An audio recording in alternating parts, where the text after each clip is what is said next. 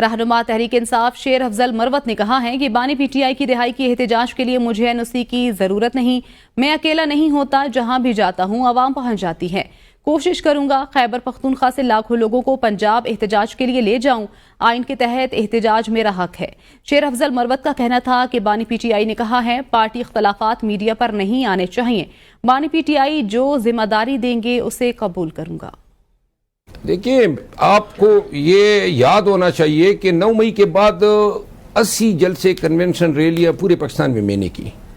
کہیں پر ہم نے کوئی این او سی لیا؟ این او سی والے نہ ہم نے کہیں این او سی لیا نہ میں لوں گا، اور این او سی نہیں دیتے ہیں تو رکھے اپنے جیب میں۔ احتجاج ہم کریں گے، یہ ہمارا آئینی حق ہے۔ اب جب میں جلسوں کے لیے پنجاب جاؤں گا تو بڑی تیاری سے جاؤں گا، عوام کا ایک ازدحام ساتھ میں لے کے جاؤں گا، کے پی سے بالکل لے کے جاؤں گا، ہزاروں لوگ، کوشش ہوگی کہ لاکھوں لوگوں کو لے جاؤں، لیکن ہزاروں لوگ ہوں گے میرے ساتھ۔ آج خان صاحب سے باتیں ہونے کے بعد خان صاحب نے پھر کہا کہ میڈیا پہ جو ہے ہماری جو اختلافات کی بات جو ہے نہیں ہونی چاہیے، تو لہٰذا اب